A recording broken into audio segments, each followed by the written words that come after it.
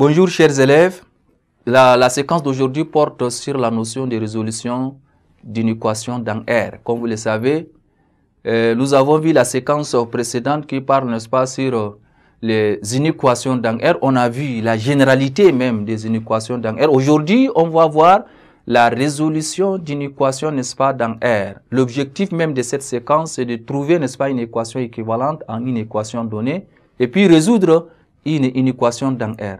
Donc, chers élèves, j'aimerais à ce que chacun de vous va être attentif afin de bien prendre note. Donc, nous allons très rapidement passer au théorème, n'est-ce pas, des équations, de résolution des inéquations.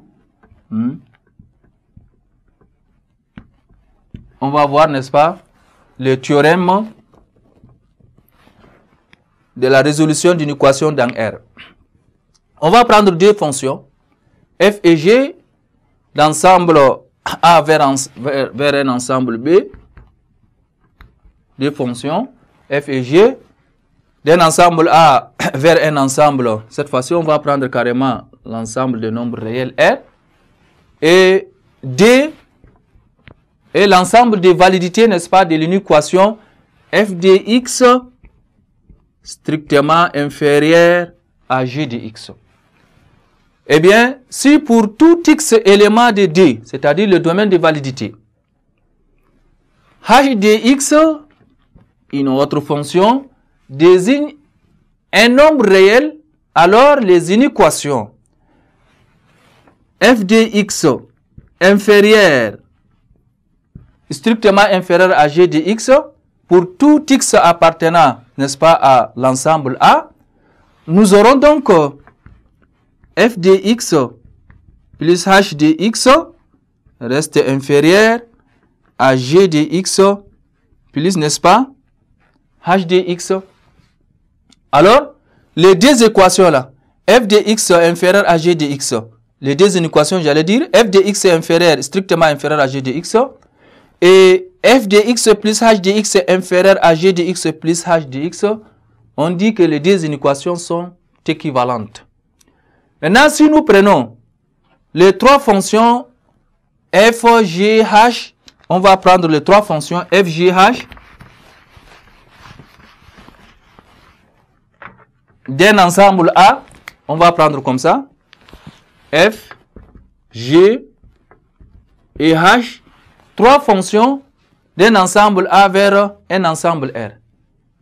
Alors, le D reste toujours l'ensemble des validités de cette une équation. Maintenant, si pour tout x élément de l'ensemble de validités, h désigne un nombre réel strictement positif, alors les inéquations, on a dit que les inéquations f de x, celui-là, avec f de x plus h de x inférieur à g de x plus h de x sont comment? Sont équivalentes. Les deux inéquations sont équivalentes.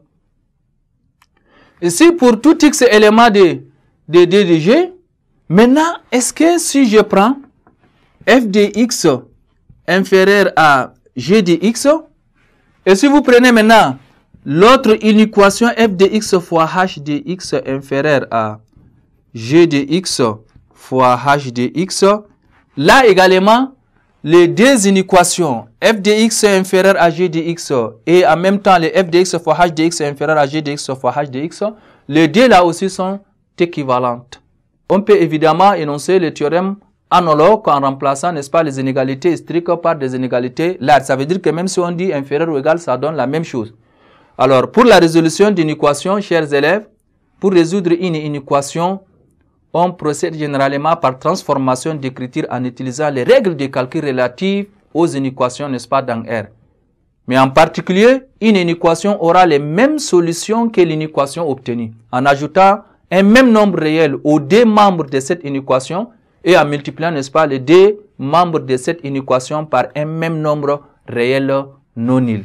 Voilà, chers élèves, ainsi prend fin cette séquence et à la prochaine séquence.